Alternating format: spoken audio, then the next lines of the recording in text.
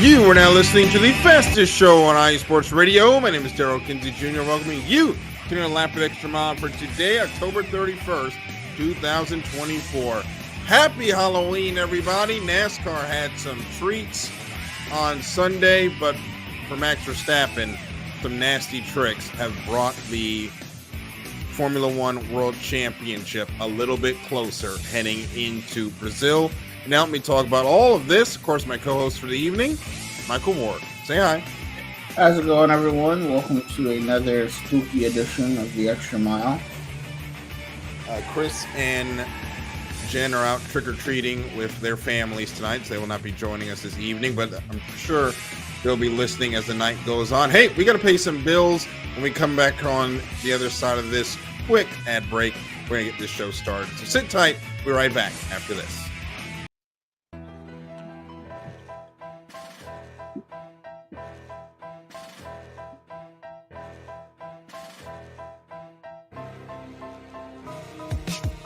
For the last 10 years, IE Sports Radio has been bringing you amazing content ranging from interviewing legendary athletes, coaches, and other authorized media personnel to building tailor-made shows dedicated to all major sports cities around the country. Make sure to follow us at IE Sports Radio on X, Instagram, Facebook, TikTok, and YouTube to keep up with the latest in sports and with all of our shows. Also, make sure to check out our daily updated website at iesportsradio.com. At iesportsradio.com, you can see our daily show schedule and check out all of our show pages with personal bios to learn a little bit more about each of our awesome hosts. In addition to our show pages, you can catch the iSports Radio blog, Hall of Fame, Fans of the Month page, and our merchandise shop, including t-shirts, tank tops, caps, long sleeves, hoodies, and more. For now over a decade here at IE Sports Radio, we've continued to be by the fans, for the fans, and we thank you all for your support and for making IE Sports Radio your direct feed for all that is sports.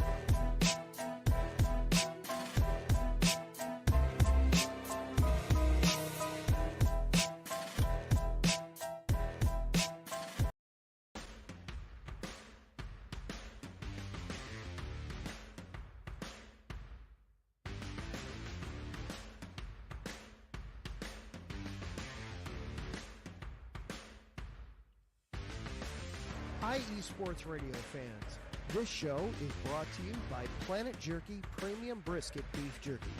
Planet Jerky is the official jerky of the 2022 California League champion Lake Elsinore Storm, single-A affiliate of the San Diego Padres.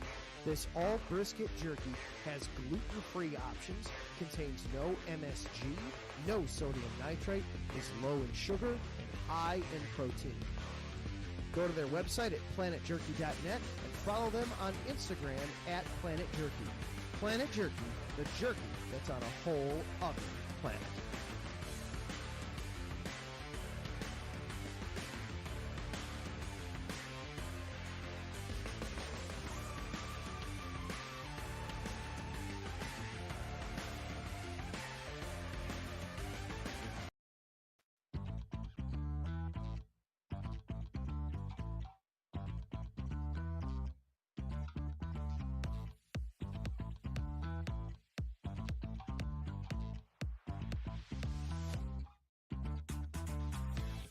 Hey there, IE Sports Radio fans. Be sure to check out our sponsor, Seal the Deal Wax Seals by Cecilia B.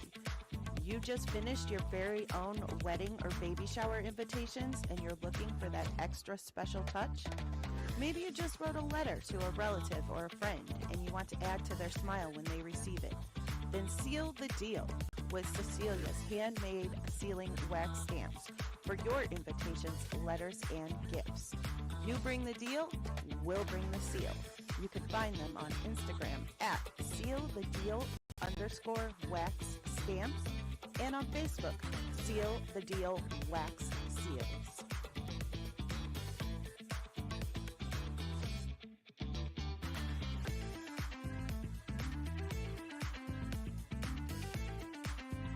Thank you so much to our sponsors for making sure we get to come on here and yak about sports every week, or motorsports in this case. Darryl and Michael here with you this evening.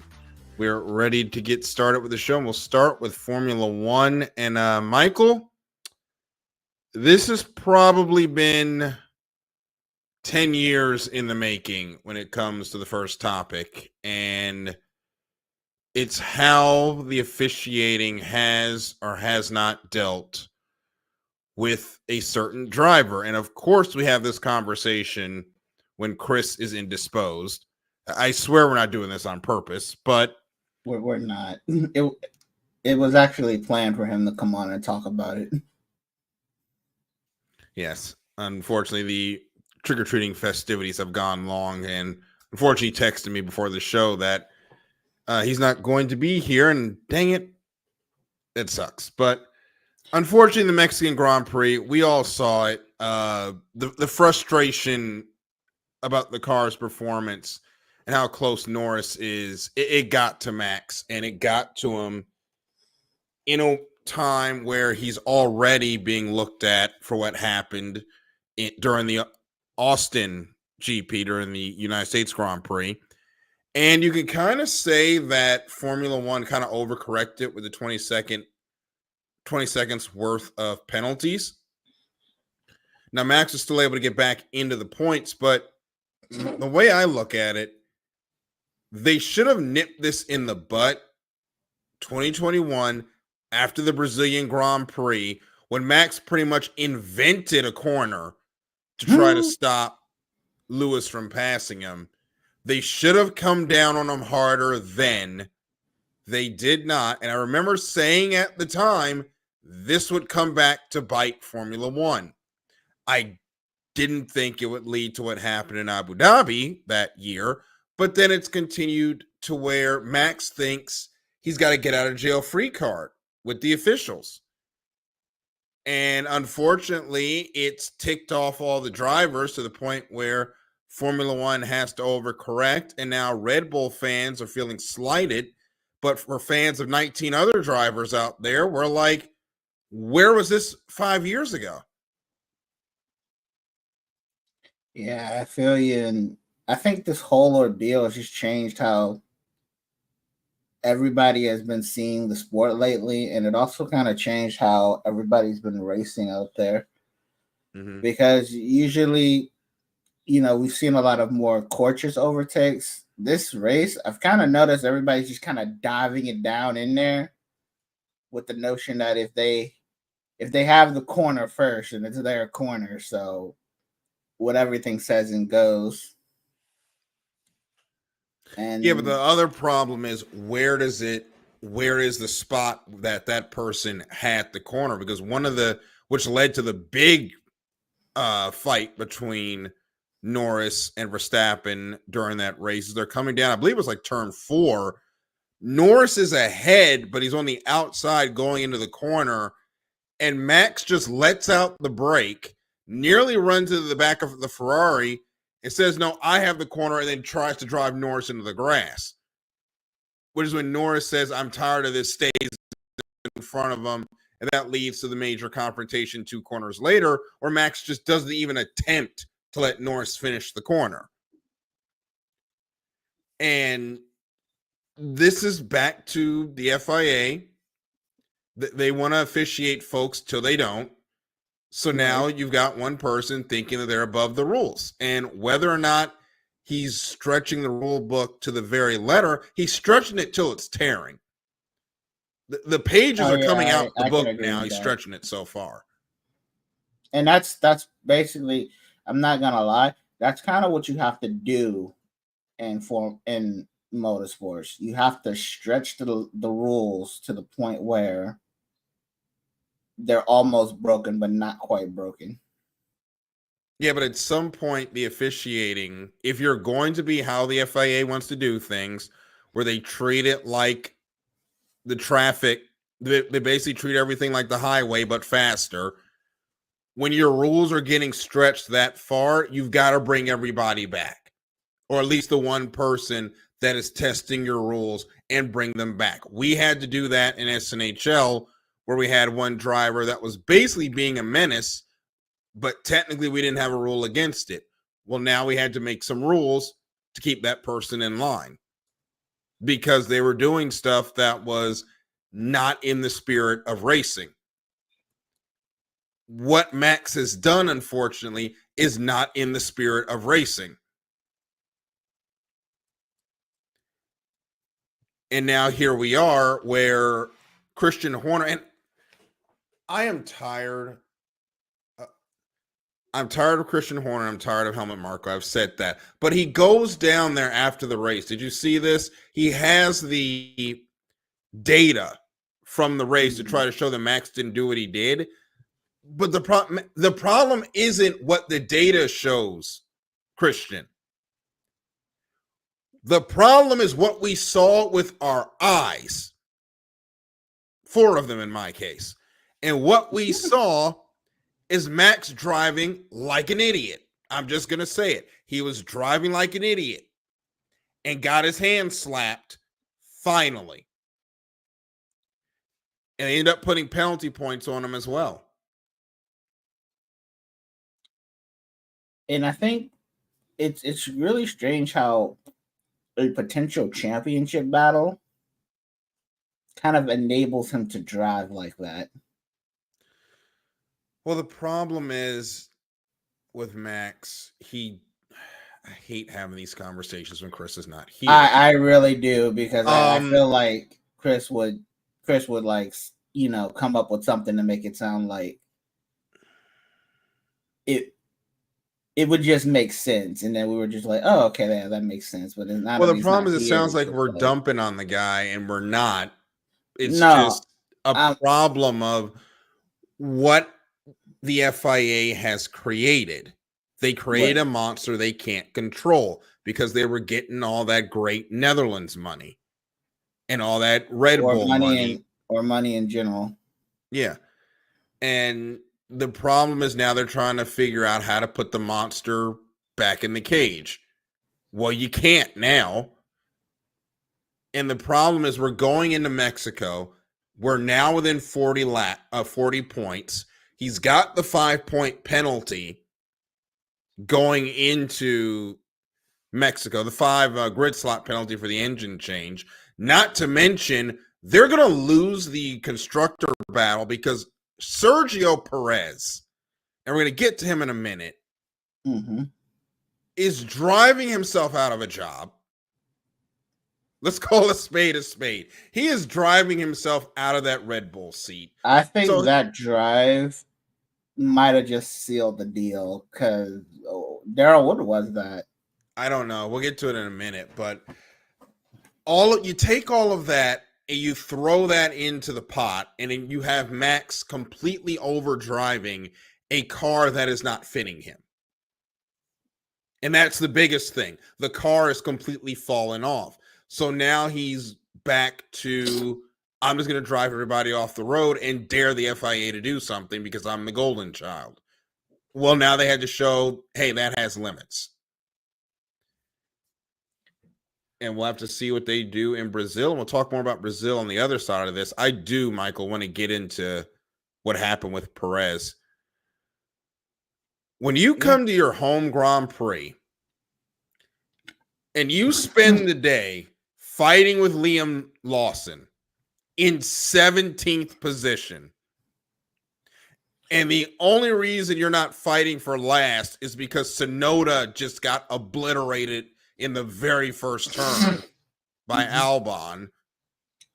Well, Albon got help because Pierre Gasly moved over on him. So let me not throw Albon out under the bus like that. It was not a very good home Grand Prix for you. I don't understand what happened with Sergio Perez. He signed that contract and turned into Deshaun Watson without the lawsuits. He might be the worst F1 driver on the grid right now. Oh man, that's crazy coming from you. But if you look at it, the race just wasn't good for him. He tried a one-stop strategy. Wasn't good for him. It was horrible. But he tried the one-stop strategy, didn't work out. Got Meyer back in the back again, and then he didn't manage to complete an overtake on a Sauber. And Congratulations, you passed the Sauber. And then he tried to go for fastest lap and didn't get the fastest lap. Jesus. And I don't know. The last time he was on the podium was the Grand Prix of China in April. Since then, he has finished no better than 6th. He has 3 DNFs, including back-to-back DNFs in Monaco and Canada. He signed an extension during this time as well in a hope of some way to motivate him, and it's just fallen flat. Now it's looking like Liam Lawson might get the quick call up to Red Bull next year because this is not sustainable. And it isn't, and it's just look where it's got them. Would you believe Red Bull would be 3rd in the Constructors' Championship? I think they're 3rd. Are they 3rd now? They're 3rd right now because Ferrari looks like the contenders to beat McLaren at this point. I never thought I would hear anybody say that, but the Red Bull season this second half, they better be lucky Max rattle off the wins that he did. Yeah, imagine if he didn't, bro. If he doesn't go on that winning streak, he's not going to win this championship. I still don't know if he's going to win the championship because now he's driving like an idiot. And that is not something I took into account when we've been talking about this. Yeah, I hope he doesn't get into a DNF now because if he does, it's game on. I think if it's a DNF, it's all over for him. I think he falls apart at that point. But sticking with Perez, the guy that's fallen apart. Before, in April, it looked like they were going to win the Constructors' Championship again going away. Now it looks like they're going to be lucky to hold on to a podium spot, and that's only because Mercedes keeps tripping on their you-know-what. The good news is we're coming into Mercedes' playground, which is Brazil. We'll see if that helps them. But at this point, how does Perez keep his seat? Because let's just call a spade a spade. He is in danger of losing that seat. How does he keep it? I mean, like he's always kept it with his money. I don't think the money's going to help. He just can't drive. Is it him or the car? That is a very good question. Like let's not lie. That second Red Bull seat has always been cursed. It always has. And now that you say that, it brings up something that just came to my head. Do you think he's showing where that car really is? Because we know Max is going to drag a car across the line. He's that good of a driver in the Lewis Hamilton realm where he's going to drag a non-performing car to a finish somehow. And we're seeing that. Is Perez's complete lack of pace just where that car is? Potentially. I want to say it's about 50-50. Halfway it's the car, halfway it's him. The reason I say it's him is because we've seen him where he's mentally prepared to win races. We saw that in the beginning of last year. Mm-hmm. When you start to tune a car a certain way, it erases all of that confidence to the point where they have to learn how to drive the car again. If a driver's not feeling confident in the cockpit, it's going to reflect on the track. And unfortunately, Perez just isn't confident at all with that car. So it's not going to reflect on his driving ability. So now that he's not confident in the car, you have this situation where he's not going to perform. He's just going to drive out there and do what he can because he's got a car he technically can't drive. It's a struggle, and it's something they're going to have to figure out I don't know what they can figure out at this point. I don't know. To try to get it across the finish line. I don't know. It's gonna take some. It's gonna take. See, that's the thing, Darryl. It's like, do you really work on this car now? The season's almost over. You don't have time. If they're not working on the 2025 car now, what are they doing? Because it's Brazil, then Vegas, Qatar, and Abu Dhabi. You can't be, they're not going to bring updates. I don't know if there's something in the setup they can figure out to just limp it home, but your options at this point they're extremely limited. Like you, and I'm still trying to figure out how McLaren brings upgrades damn near every race, but that's another discussion for another day. Who knows? I think they just had a bunch of stuff in backlog and said, "Hey, we're gonna bring all of this." Yeah, we'll see. It's not looking good for the Red Bull fans. On the other side, America's F1 team for now is looking extremely strong right now. Haas, the second half of this season, has completely turned up the wick, and I think we're all happy to see it with just how their season has been before, or the last couple of years have gone.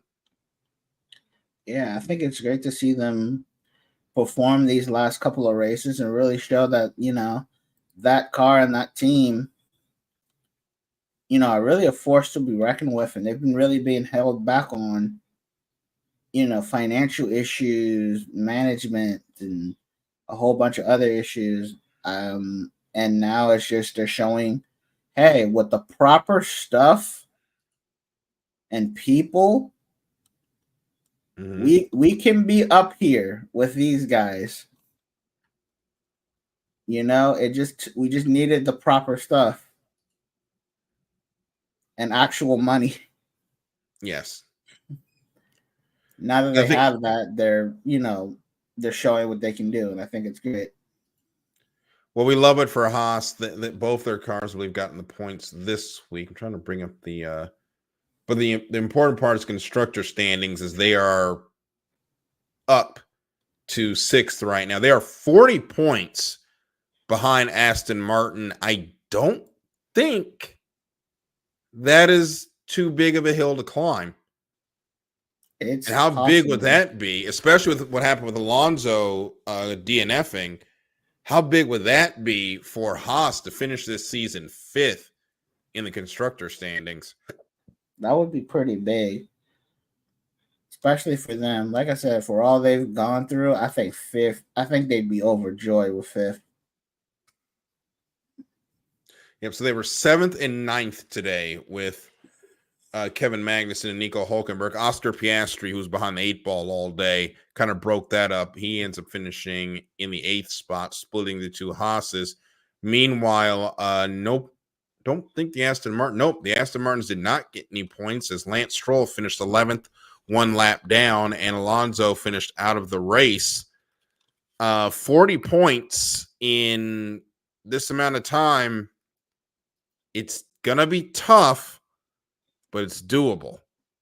And we'll be tracking Haas the rest of the year. And we're coming into Brazil. I mentioned it earlier with all the controversy around this championship, and you throw in rain in the mix. What is this race going to bring? And it's something that's going to be hard to handicap because you just don't know how Max is going to handle things, how hard is he planning on fighting? It's going to be a challenge for them, for the officials, for the drivers, the teams. Is going to be fun for us. But Michael, it also has a great recipe for tempers to boil over here. Yeah, I agree. And, hopefully everything goes well. Hopefully hopefully there's no DNF. But, I have a lingering thought, Darryl, that if something can go wrong, it will. And I just hope everybody keeps it cordial out there. Well, let's just pray the championship runners don't make contact, because I think if they end up hitting to the point where one or both of them go out, it's not going to be good. It's not. Hopefully it'll stay clean. This will be a fun race. It's going to be the penultimate race at a decent time. Actually, it's going to be the last race at a decent time block for us, because how they schedule Vegas, don't get me started. 10 o'clock in the East, you've lost your mind. But the Formula One Championship is rolling to a finish, and hopefully it doesn't get as ugly as 2021. I would hate that. And at that point, if we have another, if it gets down there and we have another Abu Dhabi 2021, it may delegitimize this era of Formula One with Max Verstappen winning. And I would hope that it wouldn't. Because at that point, 3 of the 4 championships had some sort of controversy. I hope that the FIA can keep their foot out of their mouth this time. But we'll see. We're going to take a break. We're going to come back on the other side. And when we do, the truck series and their driving standards, once again, were under the microscope on Saturday. And we had a great last lap pass for the win. Too bad it wasn't for the championship. We'll talk about this on the other side of the break here in the Extra Mile on IE Sports Radio, your direct feed for all that is sports.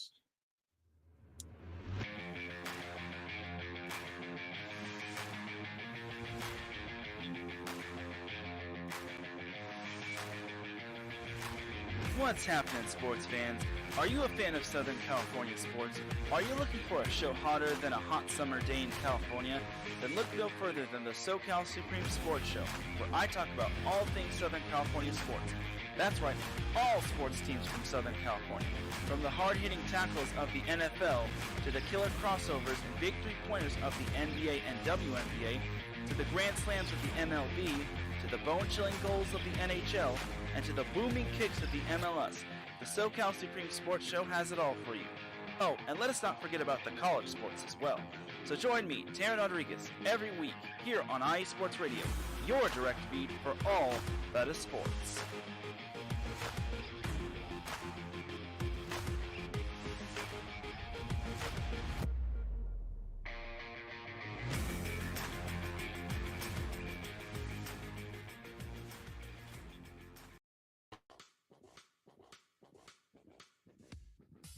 Hello, sports fans. It's me, your boy Larry B, and I want to walk you through the world of sports. No, not just the mainstream major TV deal type sports, although those are important too. But let me be your guide through your journey of all sports, from college to the pros, the minors, and everything in between. Each week, we are talking sports galore with true diehards just like you from a hardcore fan's perspective that's sure to quench your thirst around leagues you may know all too well and some you may even discover here. That's right, sports fans. If you love sports of all kinds, enjoy hearing amazing sports stories, and respect all sports because you know how difficult any of them can be to play or compete in, then this is your show. Join me, your boy Larry B, on the defining moment each week here on IE Sports Radio, your direct feed for all that is sports, and let the sports come to you.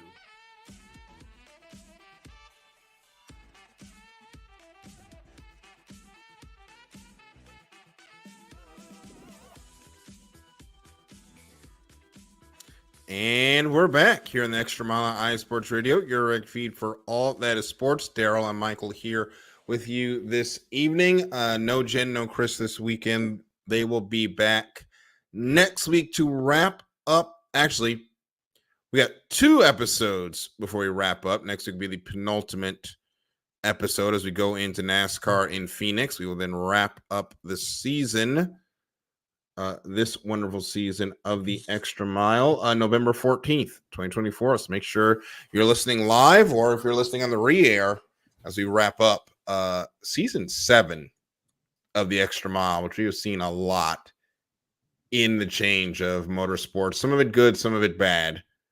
But it's been fun, and I'm glad that we have been able to bring it to all of you. So let's go ahead and get into things. We're going to jump out of order in our NASCAR topics because I want to get to this first. Michael, I don't know if you saw this, but Connor Jones has been suspended for Martinsville after he intentionally wrecked Matt Mills during the truck race on Saturday. Apparently they've had issues throughout the entire season. Connor Jones has been called to the NASCAR hauler after races 3 times for incidents. This time he put somebody in the hospital.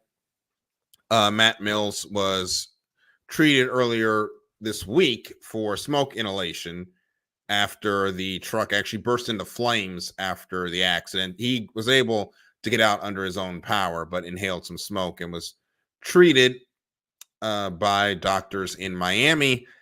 And this brings up a bigger conversation that we've had off and on over the last couple of years about the driving standards of the truck series and the fact that we just have no veterans down there because of the situation that it is with NASCAR. It's starting to trend a lot more towards you need a lot of young guys with dad's money to run down there, and you've lost a lot of the veterans that would go and tell guys, hey, you don't do that on a track this fast. You don't run into the back of somebody and put them in the wall. And unfortunately, we've reached that critical mass point where the driving standards in the truck series, they're just way down. And it's sad that we're here. We know how to bring it back, but I just don't know if NASCAR is going to be willing to do that, which is come off of some money and give some more to the teams. I don't really know how you fix this issue. Mm-hmm. But I really feel like what you said earlier in regards to the driving standards in the truck series, I think what they really do need is that veteran presence. Because a veteran isn't going to let you push them around like that. They're going to, either retaliate or they're going to talk to you after the race and let you know how you messed up. So I think it's a mixture of that. And I heard another person bring up one time is that where these drivers come from and the amount of money they have. So they can just, come in, wreck trucks and didn't have enough money for another truck. And I honestly think they just need proper guidance on their racing standards, because if they're acting like this here, how do you think the veterans in the Cup Series are going to act? They're not going to take that lying down, to be honest. They're not. Well, the thing is, a lot of these guys aren't going to have the money to see Cup, which is a whole nother question. Chandler Smith was talking about the fact that this might be the end of the road for him. Unfortunately, I think he's one of the guys that is caught up in the situation with 2311 and Front Row Motorsports, and the issue with that seat not being decided is if that was the seat that was supposed to go to him, he's got no way to get to Cup now. He doesn't have an Xfinity ride for next year either, so he might be done. So these truck guys are driving the way they are because they think if I don't do this, I'm not going to get a ride next year. Yeah, and it's unfortunate that that's the mentality that they have. It's just, I'm not gonna get another. I gotta drive my heart out because I'm not sure I'm gonna get a ride. And if I want to get a ride, I have to drive hard so that these teams can say, "Hey, this guy is pretty good. Let me get him in a seat."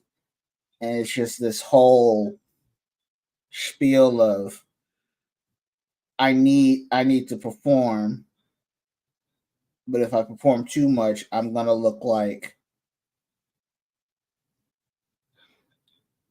who's a very controversial driver that ran into people a lot.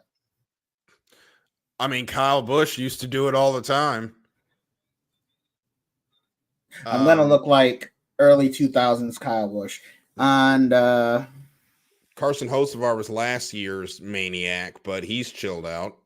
Yeah. So you don't want to have that image on you, but at the same time you do have to perform. So it's really difficult. And then the charter system really doesn't help. Because you have teams losing charters, gaining charters, and then they have their own teams where they're getting drivers from. It's just a whole cuddle of worms. And they got other teams suing because the charter isn't fair because you only gave them like an hour to sign the new deal, and it's a whole thing. But how do we go for the problem and how do we fix it is we need more of the journeyman lifer truck series drivers. However, we don't have enough lifer journeyman truck series sponsors out there. The only way we're going to get that is if the teams can get more money, which means NASCAR needs to come off of some of their money for the TV deals. But they don't seem to be doing that. But the other side of the things, have you seen a purse for a truck series race? Have I seen a purse for a truck series? I don't. It's like $250,000 for everybody to split among everybody. That is yikes. Yeah, NASCAR's Cup Series, on the other hand, it can be like $1.5 million to $3 million, depending on where we are. The Daytona 500 obviously is going to be a lot higher than that, but no wonder most of the Truck Series teams like shut down or just disappear. There's no way anybody finishing outside the top 5 is making enough money to survive, even without their sponsor. I mean, even with their sponsor, sorry. Now that you broke down the price, the person, it's like I think that can easily be divided amongst the series, honestly. There's a lot that NASCAR needs to do. We've got to get more money to the Truck Series teams so that we can have more of these veterans stay around and hopefully the driving standards go back up. Or maybe Matt Crafton just needs to start jumping more people in the garage. I don't know. We're going to talk about the Cup Series now. We're going to start with that absolutely fantastic dogfight to the finish between Ryan Blaney, Denny Hamlin, and Tyler Reddick. Reddick, who was on 5 laps older tires compared to everyone else, at a race where tire wear meant everything, and he was able to stay with the front pack, battle with, and hey, Jen's just jumped on. Hey, we're having a great show, Jen. We can't wait to have you on next week. We're just getting into that amazing finish from Homestead on Sunday. Tyler Reddick coming off of going to turn number 1 in that last lap, looked like he was going to finish a distant second. Michael, he let it all hang out on the high side in turns 3 and 4, stole this position away from Hamlin and Blaney, takes the win. He locks into the championship 4. Hamlin and Blaney have to go into Martinsville to try to lock their way in. That was an incredible run to the line. That was an incredible run to the line. He left. I'm still surprised he left that door wide open, but Reddick took it and sailed away with it. I'm still trying to figure out what happened to make Blaney give him the top line. I do not know. I think maybe the bottom worked, and he was just like, if I take the bottom, he won't be able to dive it in and get a huge run, but I don't know.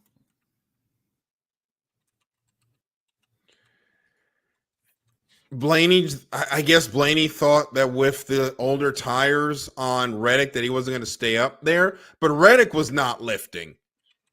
So I think that was a take the spot or the steering wheel type deal. And he managed to come home with the win, but it felt like that was the championship because you see the elation on Tyler Reddick, Michael Jordan jumping over the wall, all 6'6", or not really jumping over the wall. He's 6'6", lumbering over the wall to go celebrate with his driver. And on the other hand, Denny Hamlin and Ryan Blaney, they look like they were at a funeral. You know, this is a great race that could have been for the championship. Instead, we're going to have to go to Phoenix in 2 weeks to decide this. Yeah, and like I was telling you before the show started, imagine if we went into this and this happened during the championship race. If this had been the championship, I think we would both be doing this show without pants. Like, that is how amazing that was. Shout out to Danny Rouillet on that one. It was just incredible. It would have been a finish. It would have been a fight to the finish that probably would have silenced the playoff conversation for the offseason. Would have been talked about for years. Probably the same way that we're going to talk about the Hail Melon and have been talking about it ever since. That would have been a legendary championship. That would have been one for the history books. And what we're saying is we hope we can get the championship battle back here in 2026, which the city of Miami has already said they are working on a plan to go after getting the championship weekend back in Homestead, Miami. And let's be honest. Please take it back. Everything feels better when we're racing at the best mile and a half on the schedule to end the season. Yes. And once again, please take it back. Please. Phoenix is not it. No. Absolutely not. What's also not it, unfortunately, has been the run by Bubba Wallace here in the run to the finish in the best of the rest. They had an 8th place car. They finished 18th. And it sounds like 2311 Racing has seen enough of the Booty and Bubba pairing. It was announced this week that Booty Barker will be stepping down from the pit or coming off the pit box. He'll be replaced with Grant Enfinger's crew chief, Chris Denke, who will be moving up from the Truck Series to the Cup Series next year.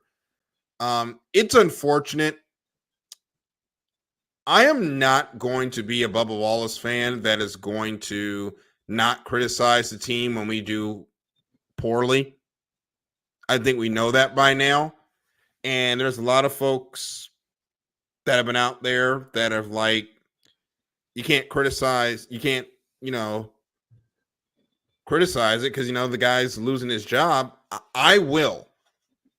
I love him for giving Bubba his first 2 wins. The partnership ran its course, though. They reached the highest level they could together.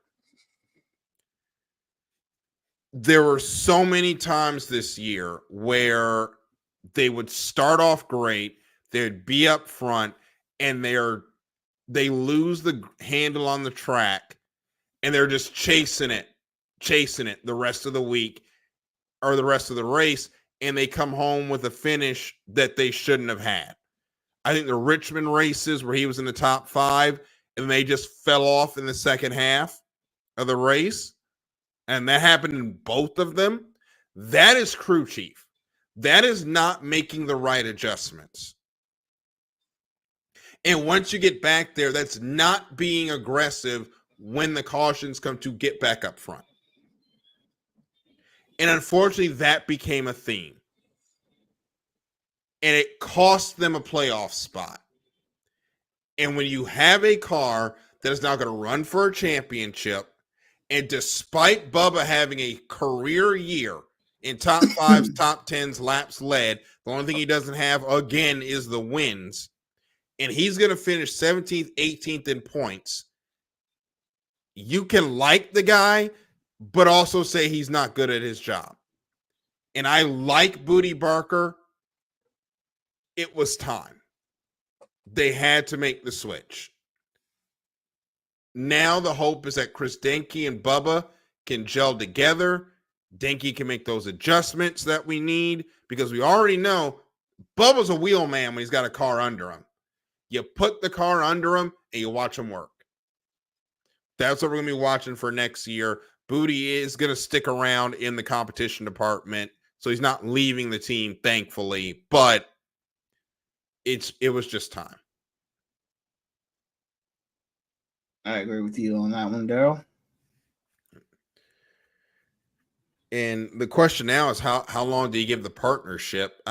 It's one of those things that you want to see development week to week, where they're getting better, they're getting used to each other, and that they're starting to do better. They're starting to do better week over week.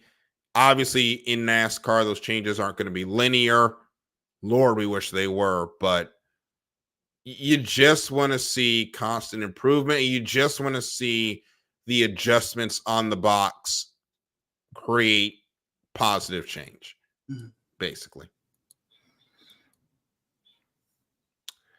And we're coming into Martinsville. That means we get to talk about the greatest playoff moment, I think, in the round of 16 era. Ross Chastain letting it all hang out 2 years ago, just sandwiching the car into the wall to pass Denny Hamlin, who was about 10 to 15 cars ahead when Ross Chastain just pinned it into the safer barrier of turn 3 and 4, rode the wall all the way around, past Hamlin, and got into the championship 4. Michael, we came on that Thursday and we could not believe what we saw. I saw a clip of it earlier today. I still can't believe he did it. I can't believe he did it either, but what a move. What a move. And I don't think we're never gonna see that again, right? Yeah, we're never gonna see that again. No, we're not. It has been banned for a good reason, because you'd see half the drivers doing it.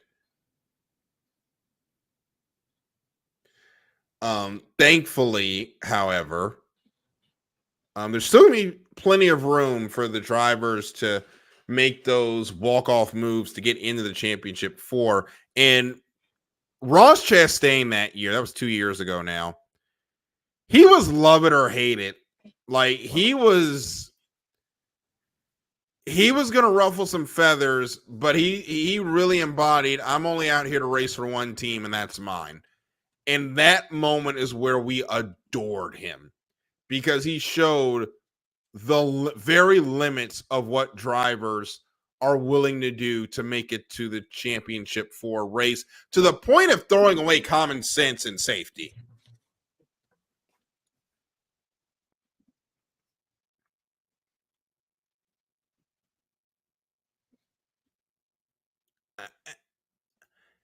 I don't think we're going to see a move this week, Michael, that's anywhere close to it. But I think with the drivers that are outside, make it 3 wide into turn 1. Do it. I'm just kidding. Somebody's going to try it. You got to make something happen. You look at the playoff standings. You got Kyle Larson, Denny Hamlin, Ryan Blaney, Chase Elliott. All 4 of those drivers are capable of winning at this track. They're going to try to make something happen. And then you've got to make sure William Byron or Christopher Bell don't pick up a win. Because if they pick up a win, the only way you're going to get in is if you beat William Byron. And who knows what Byron's going to do on Sunday. He can either be one of the best, or you forget about him until 15 laps to go. So this is the race where you've got to let it all hang out, which means rumpled carbon fiber and ruffled feathers at the end of this race. Right. I think we're going to see at least one altercation at the end of this because somebody's going to get roughed up by a playoff driver that's still trying to keep his spot in the championship 4. Now, what I will say for the race to determine the final 4, I think Martinsville is fantastic. Yeah. And we have coming back this year or this weekend the option tires for the second time. Oh, really? And yeah, we saw how well those ran at Richmond. They definitely changed up the race. That's going to throw another strategy wrinkle into things, how people decide to use the option tire to get their way ahead. So, guys, I think you should definitely tune in for this race because it might just be a banger. Well, that is our hope. And then as well, we're going to have the Formula One World Championship, which unfortunately is going to run around the same time because, of course, these two aren't going to help each other when it comes to timing of the races. But it's going to be a lot of fun this weekend. We've also got the NHRA, their penultimate race of the season. And, hey, if you like grassroots drag racing, jump on Flow Racing this weekend. MDIR is having the Super Bowl of grassroots drag racing, which is the Haltech World Cup Finals, import versus domestic. A lot of great Pro Mod door slammer cars are going to be in action. That's going to be all weekend long. Check that out on Flow Racing if you have it. Michael, your final thoughts on what you think the racing weekend is going to give us? I think the main race I'm gonna be honestly watching, Darryl, is Martinsville. I think the racing there is gonna be, it might be good, it might not, but I really want to see what happens with the championship on the line.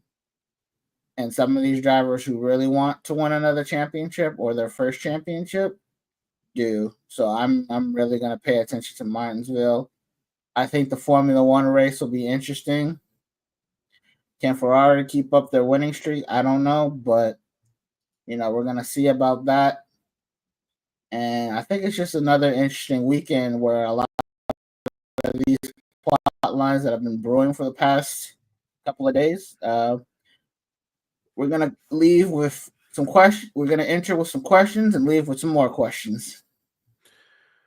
I'm going to be watching the Formula One race. There's a lot of controversy that is coming into this weekend, and how that gets wrapped up and how that affects the World Championship. It's going to be must-see TV, so that is going to have most of my attention on Sunday, and hopefully we have some good races to carry us through what's going to be a very tumultuous Tuesday in the United States of America. Make sure you get out there and go vote. I'm not going to tell you who to vote for. I think we know who the two candidates are.